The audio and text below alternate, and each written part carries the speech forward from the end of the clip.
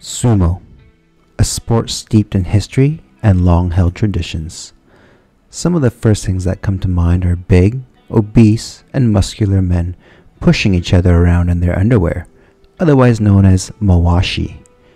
It sounds silly to some, but to others, it is a sport that carries with it a history that embodies the spirit of a nation. In all fairness, it's not the most accessible sport, and from the casual spectator, it can arouse some stifled giggles and a crooked grin. However, it is an event that is older than most nations. So it's surprising that today's featured watch takes its name from the sport, and is a relatively new watch in the Seiko lineup. Hello, my name is Martin, and I have a lust for watches. Today, I have the pleasure of speaking to you about a watch from Seiko, the SBDC081, also known as the Sumo, 3rd generation. As always, we need to discuss history. As I've already covered the history of Seiko and its origins, there is no need to rehash and repeat the information. Instead, I will discuss the history of the Sumo lineup within Seiko and go over some of the specifics that differentiate the 3 generations we have so far, and why it's been given the name of Sumo. But before that, I would like to share with you my own history with the watch. In my watch collecting journey, I've always wanted just one big chunky watch.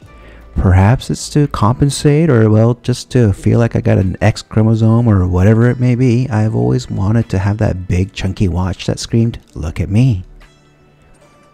It was then that I had initially opened my eyes to the Sumo. I had already by this time gotten my hands on the SBDC051, so I already had a Seiko diver, but just didn't scream big. As I review the SBDC051, is more of a dressier dive watch, which in all honesty suits and fits my personality. Yet I couldn't help but be drawn to the Sumo and its bold, austere aesthetics. The semi-protected bezel really gives the watch a unique look which isn't found anywhere else, and those long lugs really stand out from the crowd. When I first saw the watch, I wasn't so keen as I thought it would look too comical and just too big for daily wear. Eventually I stopped lusting after the watch, and some years had gone by. Now, I was in the market for a green watch. I had been interested in a green dial for some time, but hadn't exactly been able to find the right one. I had looked at some budget watches, but well, you know how that goes. And lo and behold, guess what? Seiko releases their Sumo 3rd generation.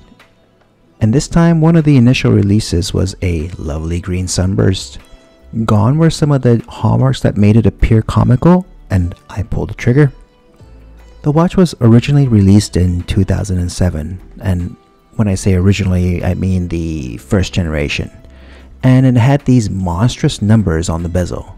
And in all honesty, looking at myself back then, I did laugh at it, and I still laugh at it now. But looking back at it, really in retrospect, it's really what made the Sumo. And as an owner of the 3rd gen, I feel that Seiko should have actually stuck with the old bezel number font. The 1st generation of Sumos were all Harlex crystals and had inside the 6R15 movement, which as time has come to prove has been nothing but a workhorse, but that is still going strong. And unlike some hiccups that people have reported with the 6R35, which I have not personally experienced with my own ownership. Now, I hope that in the future generations, the Sumo goes back on the font and carries on the sapphire crystals found on the latest generation. The name Sumo itself was not provided by Seiko, but purely given by watch enthusiasts like ourselves. And at first glance, you may associate the stout appearance of the watch to the sports athletes, but there's quite a few other associations that I'd like to go over here at this point. At the 12 o'clock index, with its triangular appearance, it has been connected to the top knot found on the wrestlers' heads. In Japanese, it's called a oicho, and the similarities are there, but let's dig even a bit deeper. Now, the bezel of the watch also has been connected to the ring of the sports arena, called a doyo, It is encircled with straw bales, and that's not too far off from the knurling found on the bezel edge. If you even look further out, you can say that at the top and bottom are where the wrestlers make their entrances to the ring. Now, the lugs themselves have been compared to the way sumo wrestlers rest their arms on the ground before a match. And no matter what the reasons, it certainly isn't any specific one of these, but I think a culmination of all of these comparisons that the watch has entered the nickname of Sumo. The specs. The watch comes in a multitude of variations, and as it is now the third generation, you can easily find the first and second generations on the used market. Just know that the first and second generations of Sumos both come with a Harlex crystal and a 6R15 movement, and of course the humongous numbers found on the bezel. The third generation of Sumos, which I am showcasing here today, comes with a sapphire crystal and a 6R45 movement, and the diminutive numbers on the bezel. Now, the hands also underwent a slight change, but it's not as noticeable as the bezel. The chevron was removed from the hour hand, and the minute hand got a little bit slimmer. In the third generation, the watch has a wingspan of 52.6 millimeters, a width of 45 millimeters, a glass width of 31 millimeters, and a lug width of 20 millimeters. It's 13 millimeters thick, weighs 188 grams, and has a water resistance rating of 20 ATM. The watch is stainless steel, and it's a heavy one for sure, but it does wear surprisingly well and quite comfortable with its large bevels found on the sides. The watch comes with a 120-click unidirectional bezel. There is a date complication, and Lume is found in ample amounts on the indices and hands. It's a simple dive watch, and compared to some of the more complex watches I've showcased, it's a welcome departure to just honest timekeeping. The watch is available at online retailers varying in the range of $600 USD to $800 USD. You can check Chrono24, and of course the watch can be ordered online from the Noman Watches, which has this specific watch listed for $670 USD. The glass is your stereotypical sapphire crystal. There's a bit of AR, but with the crystal being so flat, the reflections are displayed 1:1, so you won't be getting any distortion. It's up to you whether or not that's a good or a bad thing, I think. I mean, in a modern day diver, I don't think you really need that much distortion to really appreciate the watch, and I guess distortion kind of goes to a heritage look or more of a vintage vibe, but that's really up to you. The dial itself is a gorgeous green sunburst. There's a very subtle hint of yellow, which makes the green feel much warmer. With the sunburst effect, you get like a velvet texture, and it does play beautifully in the sun, and in the dark hides itself to make the watch appear almost black. There is a chapter ring with the minute markers, with every fifth one being emphasized. Now, at the top of the dial is the Seiko text logo printed, and on the bottom half of the dial is the Prospex X logo, which is also printed and in white. Automatic Divers 200 is of course printed, and yes, at the very bottom in small text as usual, Japan with the movement both printed. Overall, very pleasing dial, and with the off-white indices, the green is very well complemented. The indices are circular except the cardinal positions. The 3 o'clock index is docked and replaced with a date window. Each index is surrounded by a steel border, providing clear legibility in all conditions. With the indices being raised, there's a sense of depth to the dial and really adds complexity to the overall package. Each index is filled with lume, and as with any Seiko diver, the lume is filled well and executed expertly. Best put, it's got a broadsword hour hand and a longsword minute hand, and a epi seconds hand. Now, the hands all have a high polish, and they are all flat with no bevels. However, you can see that there is a very slight rounding of the edges, making them all appear a little bit softer. There is no harsh burring nor any edges here, and the hands look quite immaculate. Just what you should and would expect at this price point. In the first and second generation of Sumos, there was a chevron on the hour hand which is now gone and has been replaced with a single slit down the middle which is cut halfway through the hand. Also, the minute hand has gotten a bit thinner, while the seconds hand remains largely the same with the traffic light pip at the tip. Some other changes in the hands are that their counterbalance has been evened out so it isn't as pointed as before. A nice set of changes and much needed to differentiate the first and second generations to the third. As for the lume, well, it's Seiko, so you know what you're going to be getting here. It's Seiko's proprietary LumiBrite, and it's applied liberally all over the indices, hands, and also the 12 o'clock pip on the bezel. With the green dial, the green and yellow lume of LumiBrite really fits and completes the watch. As with all dive watches from Seiko, the case design of the Sumo is probably the most standout and recognizable feature.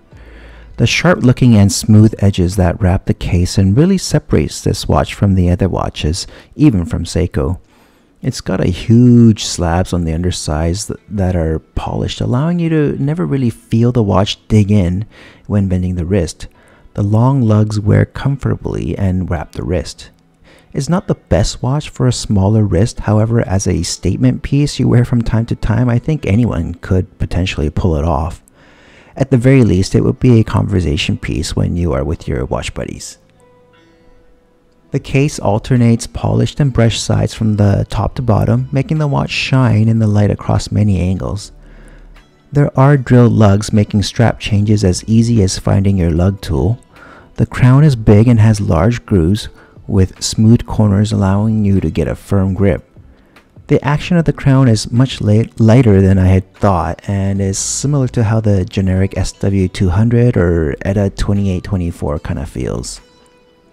On the case back is the usual Seiko diver logo and the usual etching to identify the movement, material, water depth rating, and of course, made in Japan. The bezel of the Sumo comes in a semi-hooded style. You can't grip the bezel from the sides all that well. And instead you have a better grip from the top and the bottom instead. The clicks are fairly soft, and due to the semi-submerged aspect of the bezel, it is difficult to move it accidentally, and the fit is quite snug. I especially love the way the case edge comes up almost to the top of the bezel. This way, when you hold the watch, the bezel knurling isn't digging into anything and instead is only, as mentioned, accessible from the top and bottom. It's very unique design and one that I feel other watch cases from Seiko could borrow from. The bezel is aluminum, and with a sunburst on the dial, it really does blend well together, more so than, let's just say, ceramic bezel possibly could have. There are some minute markers found on the inside track of the bezel, which is on a bevel that's sloped towards the glass. The 60-minute bezel has numbers for every 10th minute, and sadly in the third generation of Sumos, long gone are those grossly oversized numbered font. I laughed then, and I still laugh now, but deep inside I really want those back. It's just not a Sumo without it. Inside is a 6R35 movement from Seiko, made in-house like all other Seiko movements. It beats at 21,600 BPH, comes with a power reserve of 70 hours, has a daily deviance of -15 to +25 seconds. There isn't too much to say about the movement other than that it's a successor to Seiko's long cherished 6R15 movement. There have been some users that have experienced some bigger variances outside of the spec sheet, and with that the movement has gotten some stains, but in my own personal ownership I haven't noticed anything worse in this movement over the 6R15 or for that matter any other generic Swiss movements. On this specific watch I have replaced the bracelet with a Super Engineer 2 from Strapcode. As for the stock bracelet that comes with the watch, it's nice, but what turned me off is that it appears to be a 5-link bracelet, but it's actually a 3-link. The middle link has two polished edges that sort of mimic the 5-link style found on the Grand Seiko line of watches, and as an owner of the same style bracelet found on my Grand Seiko, I just felt like the Sumo bracelet was trying to be more than it is. I have tried putting the watch on a variety of straps and found that even though it has a 20mm lug width, fitting it without end links leaves a bit of a gap from the strap to the watch. If you have hairy arms, it isn't too bad, but as a fairly hairless Asian dude, at least on my forearms, I found the gap to be a little bit disconcerting. I would suggest either a NATO or, like myself, find a different bracelet with custom end links that fit the Sumo case. Alright, the pros. As the nickname implies, you get a big hefty watch that really stands out from the crowd. I love the green. I have a love for green in my life as an accent color, so when I was hunting for a green watch, I couldn't say no to this beauty. No matter what time of day and what lighting condition I find the watch under, it really just screams, "Look at me." Perhaps if you want something a little bit more under the radar, you may do better with the black version, as that's definitely a more generic look, but this velvety green is luscious and deep, and really if you want something a little bit more understated, I would probably just stay away from the watch. Now, it's not too yellow, and it does have that right mix of yellow to green to be green, but also has a bit more of a muted look to it, especially under the guise of darkness. For the asking price, instead of buying a couple of budget watches, you could save and just easily purchase this instead, and you'll certainly be glad you did when you look back at your collection a few years later down the road. This is a watch that you don't have to wear every day, but it certainly could be a daily wear for those with bigger wrists, and it will last for a very, very long time. Alright, for the cons. Well, it's big. I can't really say anything more on this than that. It's big. It's not as thick, and even though it wears smaller, you'll get the odd stare due to the fact that the watch just really stands out. I don't know if that's a good or bad thing, and it depends on who you are and what type of neighborhood you live in, but this watch does definitely attract attention. The lugs being long are a drawback considering you can't wear it on straps so well. NATO isn't such a bad option, but it does tend to add a bit of thickness to an already thicker watch, but it fits quite well. As I've complained about, the rejection of the humongous numbers on the bezel is a negative for myself, though hey, some love the new look. I was in that boat, but over time I've come to realize that if you're gonna go big, you might as well go all the way. Just why stop halfway? I mean, especially being a watch that you're not gonna wear on a daily basis. I feel like it's a missed opportunity to really carry on that heritage that the Sumo watch has, especially for the past 2 generations.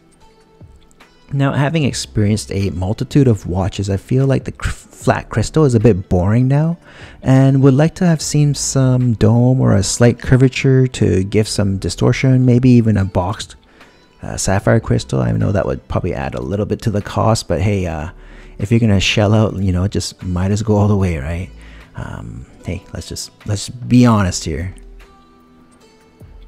Would I ever repeat this purchase should I lose or break the watch beyond repair? I'm a bit on the fence on this one. Being a statement kind of watch, I think I might look for a different watch instead, just to try something new. It's not to say that I don't like the watch and I don't ever plan on selling this watch, but I don't know if I would actively look to replace it should something happen to it. I'd probably just go buy a black or blue 1st or 2nd generation watch instead, possibly just to get the numbers back, but hey, you know what, might just go buy a different green watch. I'm still undecided and don't really have an answer other than that I would have to think about it, especially over a few drinks. As with all Seiko divers, you really can't go wrong. I've debated on whether or not I have too many dive watches, but let's just be honest, it's just never enough. I've also thought about trying to collect more like the Shogun, Samurai, Turtle, but I promised myself to stay away from Seiko's lower tier line of watches and instead spend the extra bit to get to the middle and higher tier end. Because hey, you only got 2 wrists, right? Right? I hope at least. Now, if you like this video and would like to see more, well, you know what to do. And even if you don't, to be honest, I don't really care. Until next time, keep it real. Bye-bye. Watch live.